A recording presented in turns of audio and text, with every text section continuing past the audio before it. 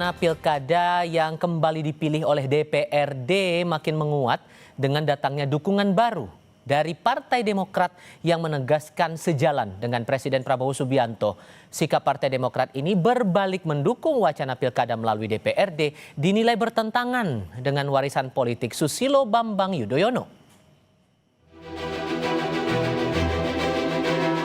Partai Demokrat yang pernah menolak keras pilkada lewat DPRD kini mulai merapat dengan mendukung wacana yang sebelumnya dilontarkan oleh Ketua Umum Partai Golkar Bahlil Lahadalia.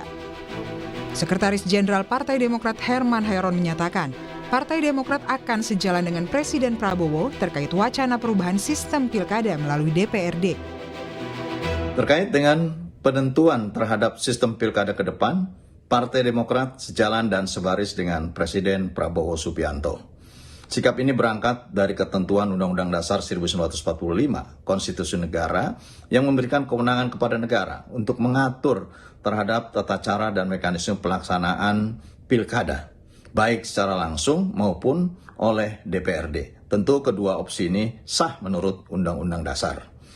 Demokrat memandang pemilihan kepala daerah oleh DPRD sebagai salah satu opsi yang harus diseriusi dan patut dipertimbangkan. Pada 2014 lalu, Presiden ke-6 Susilo Bambang Yudhoyono pernah mengeluarkan Perpu yang membatalkan pilkada dipilih oleh DPRD. Perpu pertama yang ditandatangani adalah Perpu nomor 1 tahun 2014 tentang pemilihan gubernur, bupati, dan wali kota. Perpu ini sekaligus mencabut Undang-Undang nomor 22 tahun 2014, yakni tentang pilkada tidak langsung atau dipilih oleh DPRD. Dalam pasal 1, angka 1 tertulis, pilkada dilaksanakan secara langsung dan demokratis. Sebagai konsekuensi dari penetapan Perpu Pilkada secara langsung, maka untuk menghilangkan ketidakpastian hukum, SBY saat itu juga menerbitkan Perpu nomor 2 tahun 2014, yakni tentang perubahan Undang-Undang nomor 23 tahun 2014 tentang pemerintah daerah. Perpu ini intinya berisi dua hal, yaitu pertama, menghapus tugas dan wewenang DPRD provinsi untuk mengusulkan pengangkatan dan pemberhentian gubernur dan wakil gubernur. Yang kedua adalah menghapus tugas dan wewenang DPRD kabupaten kota, mengangkat atau menghentikan bupati dan wakil bupati. Pernyataan dukungan terhadap usulan pilkada lewat DPRD juga disampaikan Ketua DPP Partai Gerindra Prasetyo Hadi. Gerindra menilai pilkada langsung masih perlu perbaikan karena ongkos politik yang mahal, baik dari sisi calon maupun dari sisi pemerintah sebagai penyelenggara. Di wali kota maupun gubernur itu ongkosnya sangat besar. Belum dari sisi negara ya, dari sisi negara dalam hal ini mengenai pembiayaan. Nah, inilah yang kemudian kalau kajian di kami internal Partai Gerindra, kami memang terus terang salah satu yang mengusulkan atau berpendapat bahwa kita berkehendak untuk mengembalikan sistem pemilihan kepala daerah itu melalui mekanisme di DPRD. Dengan konfigurasi mayoritas partai di parlemen, arah perubahan undang-undang praktis berada di tangan elit partai. Pilkada langsung memungkinkan masyarakat memilih kepala daerah yang memiliki kedekatan dengan kebutuhan rakyat. Dengan wacana kembalinya pilkada melalui DPRD, tentunya akan kembali menuai polemik baru.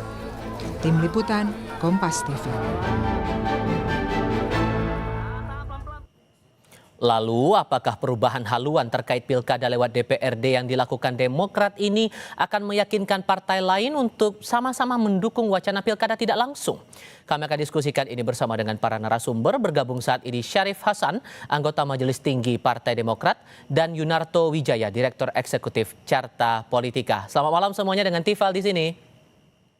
Selamat malam Mas Tifal. Terima kasih sudah bergabung bersama kami dalam diskusi malam hari ini. Pilkada langsung ini kan bisa dibilang sebagai legasinya Pak SBY saat menjadi presiden, Pak Syarif. Cuman sekarang Partai Demokrat berubah haluan mendukung pilkada tidak langsung, pilkada lewat DPRD. Sebetulnya di alam pikirannya teman-teman Demokrat ini, realita apa yang menghantam sehingga rasa-rasanya pilkada langsung udah nggak relevan lagi sekarang dan akhirnya pilkada tidak langsung saja? Mas Tufal, jadi sejak keluar Perpu tahun 2014 yang menganulir tentang pemilihan secara tidak langsung gubernur dan bupati. Maka kami di sisi lain juga melakukan analisa dan pengamatan apa sih sebenarnya keuntungan daripada pemilihan langsung itu dan apa sih kelemahan yang terjadi. Nah, kalau keunggulannya memang kita sudah tahu bersama, yaitu kita menegakkan demokrasi yang merupakan hak rakyat yang harus kita junjung tinggi. Dan itu saya pikir salah satu terobosan di negara kita. Nah, tetapi dampak daripada yang terjadi adalah terjadinya kualitas daripada demokrasi itu sendiri. Nah, selama sampai dengan tahun 2024 kemarin, kami mengamati bahwa biaya politik atau biaya pilkada secara langsung ini sangat luar biasa, baik dari sisi calon maupun dari sisi anggaran pemerintah. Nah, kalau ini diakumulasikan, sudah terlalu banyak anggaran yang sangat dibutuhkan dan transparansi sangat diragukan. Tapi begini Pak, sorry saya potong. Kalau kemudian urusannya soal politik uang seperti beberapa partai lain juga membuat alasan sedemikian, ini muncul juga pernyataan dari Partai Golkar, Pak Sarmuji, Sekjen Partai Golkar, walaupun kemudian pilkada lewat DPRD, Golkar juga mendorong paslon tetap harus kampanye ke masyarakat. Ya ujung-ujungnya duit lagi kalau tetap ada kampanye. Iya, tetapi tidak sebesar dengan kalau pilkada secara langsung. Itu sangat terbatas dan bisa dikontrol. Nah, inilah yang mendasari kami menelaah bahwa sebenarnya tujuan daripada pilkada langsung adalah kita mengutamakan demokrasi. Kita memprioritaskan demokrasi, hak rakyat. Namun di sisi lain banyak kendala-kendala yang kita hadapi, antara lain biaya. Nah, yang lain lagi adalah akibat daripada biaya yang tidak terkontrol tersebut.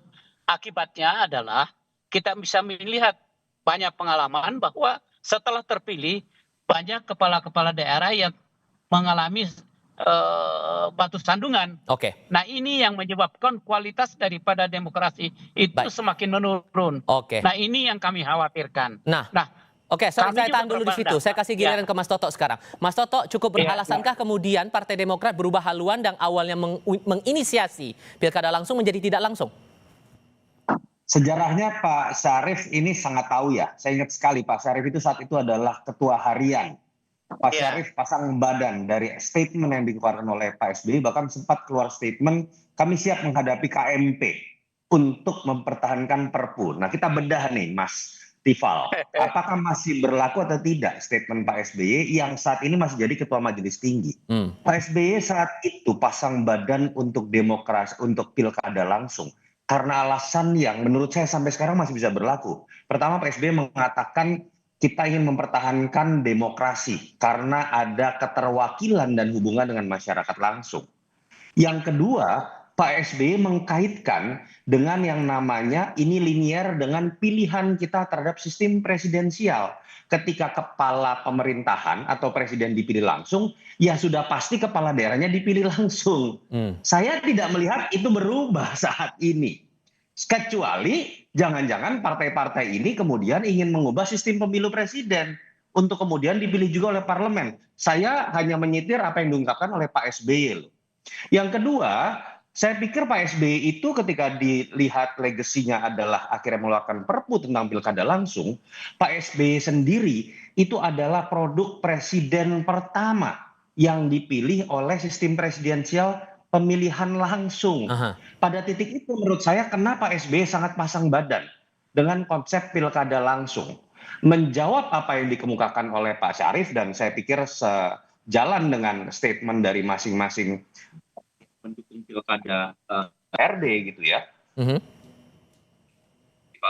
Ya, Mas Toto. Ya. Oke, boleh dilanjutkan. Ya, terkait dengan money politik yang selalu diutarakan. Kita tahu Mas Tifal bahwa yang namanya money politik itu kan ada pemberi, ada penerima. Lalu bagaimana logika dari para elit yang dihukum adalah penerimanya saja, masyarakat dengan diambil haknya. Pemberinya yang adalah para calon, partai, lalu apa hukumannya? Kalau kemudian logika itu juga dipakai, Mas Tifal, pertanyaan saya kepada para elit itu adalah, apakah dalam Pilpres dalam pileg money politik tidak terjadi, lalu kemudian apakah kita harus membubarkan pileg, lalu kita kemudian membubarkan pilpres juga dalam konteks pemilu langsung, kan nggak bisa. Sehingga menurut Lalu Anda ketika- apa di balik posisi Demokrat yang berubah ini, ada apa? Kalau yang namanya Gerindra konsisten dari 2014 ketika terjadi situasi ini, yang tidak konsisten, kalau betul ya, ini kan sebenarnya belum diambil keputusan, adalah PKB dengan Demokrat. Dan ini kan selalu kalau kita mau berspekulasi, saya anggap deh bentuk keterpaksaan dari posisi Demokrat yang sekarang menjadi bagian dari pemerintahan Prabowo Gibran ketika resiko politiknya mungkin dianggap terlalu besar karena di situ ada ketua umum yang kemudian menjadi menteri. Moga-moga saya salah, tapi spekulasinya menurut saya kalau sampai Demokrat berani berbeda dengan sikap SBY yang menjadi legacy, memang di situ mungkin ada sebuah pertaruhan besar. Mungkin Pak Syarif yang nanti bisa menjawab. Nah, Pak Syarif, betulkah ada keterpaksaan karena masuk dalam koalisi pemerintahan makanya harus sama satu suara? Enggak, sama sekali tidak ada. Ini berdasarkan analisa dan pengamatan dari Partai Demokrat itu sendiri. Jadi sekali lagi kita serahkan aja kepada DPR nanti bagaimana membahasnya, dan tentunya kita memberikan dukungan yang terbaik, yang mana yang dipilih. Tetapi satu hal lagi yang perlu kami ingatkan, bahwa perlu ada literasi kepada masyarakat, ya, bahwa alternatif yang dipilih nanti itu seperti apa. Nah, biarkanlah kita lihat respon masyarakat nanti bagaimana. Tetapi sekali lagi kita tetap komited untuk menegakkan demokrasi, hak rakyat tetap kita berikan. Tetapi yang kedua adalah kualitas daripada demokrasi itu sendiri harus menjadi prioritas. Nah, efisiensi dalam hal ini juga sangat perlu untuk dilakukan, mengingat keterbatasan pemerintah juga sangat terbatas untuk mendukung pilkada secara langsung. Apalagi calon-calon yang maju itu juga transparansi di dalam melakukan kampanye kepada masyarakat ini agak sulit untuk dikontrol. Saya mau tahu juga begini, Pak Syarif. Kalau ada dorongan seperti ini, sudah ada perubahan sikap dari Partai Demokrat, sesungguhnya Pak SBY kah yang mendorong ini, atau siapa yang mendorong di internal Demokrat agar pilkada ini jadi tidak langsung? Kita jawab sebentar lagi, jangan kemana-mana.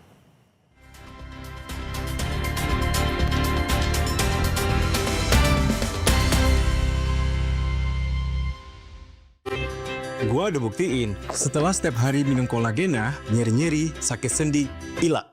Kolagena, sendi jadi kuat, tulang padat, kulit sehat. Kolagena, susu awet muda. Terbukti, kolagena banyak banget manfaatnya.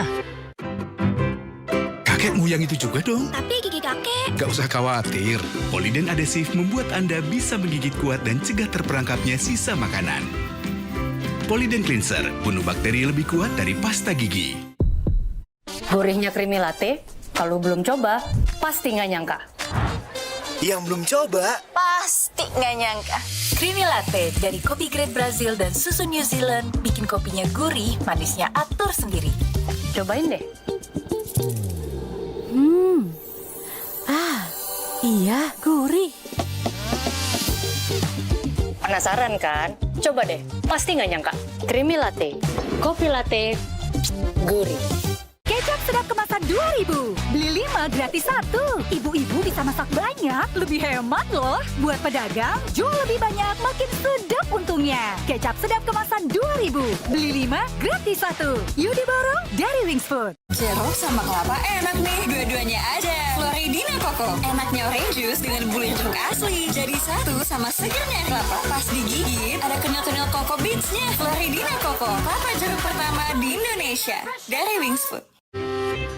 Gua udah buktiin, setelah setiap hari minum kolagena, nyeri-nyeri, sakit sendi, hilang.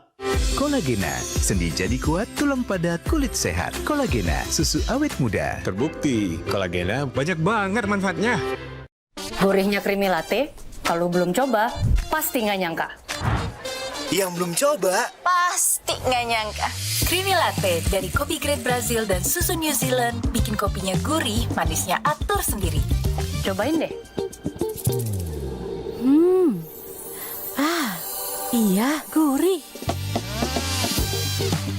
Penasaran kan? Coba deh, pasti nggak nyangka. Creamy latte, Kopi latte gurih.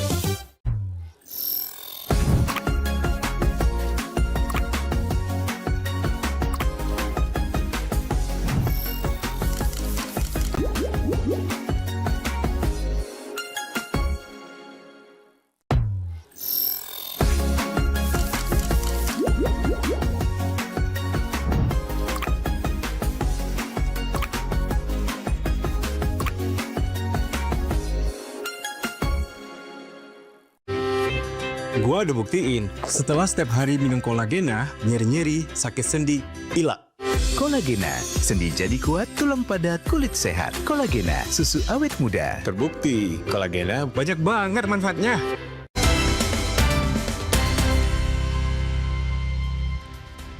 Kami masih berdiskusi dengan Syarif Hasan dari Partai Demokrat dan juga Yunarto Wijaya dari Carta Politika. Melanjutkan diskusi tadi, Pak, sesungguhnya ide untuk mengubah haluan, Partai Demokrat berubah haluan ke pilkada tidak langsung ini, apakah langsung dorongan dari Pak SBY atau dari pihak lain di internal partai? Oh, ini melalui satu komite yang seperti saya jelaskan tadi, ini kita kan melakukan kajian yang mendalam sejak tahun 2014. Jadi dari kajian itu dan berdasarkan pemilu kada yang kita lakukan sampai dengan tahun 2024 kemarin ini, kami melakukan kajian yang sangat mendalam, dan dari kajian itulah timbul satu kesimpulan, dan kebetulan ada satu ide untuk melakukan perubahan. Nah, artinya dalam hal ini gayung bersambut, ya kami melakukan satu kesimpulan. Nah, kesimpulan itulah yang kami sampaikan, dan kebetulan teman-teman koalisi juga memiliki pandangan yang sama bagi yang dari partai-partai lain, sehingga ya ini secara kebetulan saja, dan tentunya kita serahkan kepada teman-teman di DPR lagi untuk membahasnya. Dan Pak SBY juga merasa juga setuju dengan berubah menjadi pilkada tidak langsung itu? Ini domainnya dari pengurus harian, ya kan? Kalau majelis tinggi itu kan domainnya tentang 5 hal, yaitu menyangkut masalah pemilihan presiden dan wakil presiden, kemudian anggota DPR, pimpinan MPR dan pimpinan DPR, dan selain daripada itu ya semuanya diserahkan kepada DPP. Baik. Oke. Nah, sekali lagi ini adalah suatu keputusan partai yang tadi sudah dijelaskan oleh Pak Sekjen, dan tentu ini adalah merupakan salah satu juga langkah kami adalah kami menyerahkan sepenuhnya kepada masyarakat. Oke, cuman begini Pak, kalau ngomong-ngomong soal masyarakat, ini ada 2 lembaga survei yang sudah mengeluarkan rilis datanya, respon masyarakat atas rencana pilkada tidak langsung itu. Di Litbang Kompas dalam rentang 83,5 sampai 85,1% berharap pilkada tetap berlangsung dengan sistem dipilih langsung oleh rakyat. Dari survei LSI dan IJA, 66,1% merasa tidak setuju kalau itu berubah jadi pemilihan lewat DPRD. Tidakkah itu dicermati juga oleh Demokrat? Ya begini, tentu harus ada literasi yang komprehensif dari teman-teman di DPR, bagaimana untuk meyakinkan pada masyarakat. Nah, kita harapkan mungkin dari sudut pandang anggota DPR yang nanti akan membahas undang-undang pemilu tersebut akan terungkap bahwa sebenarnya yang terbaik yang kemana. Nah, kalau sekarang yang dilakukan oleh lembaga survei itu karena belum adanya literasi dari teman-teman anggota DPR, dan saya pikir itu paling penting. Itulah yang kita akan amati, mudah-mudahan sejalan dengan apa yang akan disampaikan yang diputuskan oleh anggota DPR yang akan datang. Oke, ya, kita tunggu Mas saja, Mas Toto, apa kemudian efek politik yang langsung tidak langsung akan dirasakan Partai Demokrat kalau berubah sikap seperti ini, begitu juga mengikuti partai-partai koalisi lainnya? Dulu itu ketika 2014 terjadi peristiwa walkout oleh fraksi Partai Demokrat, itu sempat Pak SBY itu kemudian sampai dituduh macam-macam oleh sekian banyak pihak, dianggap Bapak pilkada tidak langsung dan lain-lain, dan Pak SBY langsung merespon dengan Perpu. Itu sebuah keberanian berpolitik yang menjadi legacy di akhir pemerintahannya. Dan Pak SBY sebagai seorang yang sangat intelek membeberkan penjelasannya lewat tweet, lewat konferensi pers secara lisan yang tadi saya sudah jelaskan itu masih berlaku. Saya berharap Mas Tifal ya, bahwa ini sikap dari teman-teman fraksi jangan-jangan belum sowan nih ke Pak SBY. Nah, kalau udah sowan jangan-jangan berubah lagi. Seperti terjadi pada 2014, ada perbedaan antara sikap walkout dari Demokrat dengan sikap yang kemudian diambil oleh Pak SBY yang akhirnya mengeluarkan Perpu dan membatalkan situasi itu. Dan saya pikir kalau kita bicara mengenai survei, menarik memang Mas Tifal ya. Ada tuduhan bahwa ketika ada survei keluar rakyat setuju dengan pilkada langsung, lembaga survei tentu saja setuju dengan pilkada langsung, nanti kerjanya hilang. Saya mendorong misalnya pemerintah membuat survei melalui lembaga yang dipimpin oleh misalnya oleh Muhammad Kodari, sehingga tidak dituduh punya kepentingan. Ini maksudnya apa nih? Silakan. Lo enggak, supaya kemudian kita bisa melihat secara objektif bahwa dari semua pihak risetnya apakah menyertakan hasil yang sama atau tidak. Karena kalau yang kemudian membuat survei adalah yang mengkritik, dianggap punya kepentingan. Saya ingin menjawab juga mengenai tadi pembiayaan. Money politik saya sudah jelaskan. Apakah kemudian disebabkan oleh penerima atau pemberi juga yang seharusnya dihukum.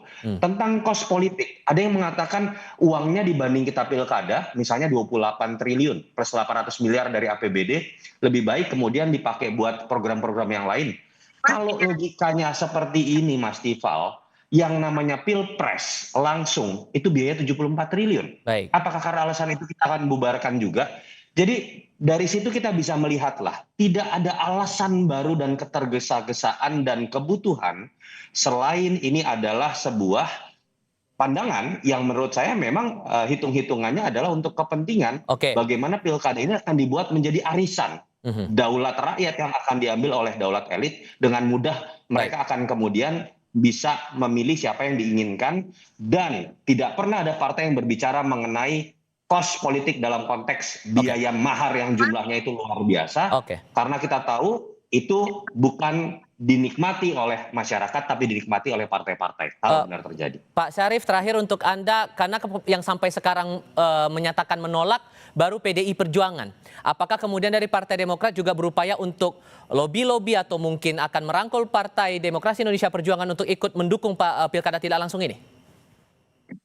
Saya pikir masing-masing partai itu kan punya kebijakan sendiri-sendiri, dan itu sangat tidak etis rasanya kalau Partai Demokrat akan melakukan lobby untuk itu. Tetapi komunikasi itu memang perlu, tetapi sekali lagi kita menghargai independensi masing-masing partai. Saya pikir mudah-mudahan dengan demikian mana yang terbaik nanti ya kita tunggu saja. Mudah-mudahan literasi yang dilakukan oleh teman-teman DPR itu bisa sangat memberikan pencerahan yang baik dan luas kepada masyarakat. Saya pikir itu. Oke, terakhir Mas Toto, kemungkinan itu ada atau tidak kalau PDIP juga ikut berubah pikiran? Menurut saya PDI Perjuangan ada dalam posisi lebih tidak punya beban. Nggak ada kadernya yang jadi menteri. Apalagi ketua umumnya yang jadi menteri. Meskipun jadi sendirian di luar pemerintahan?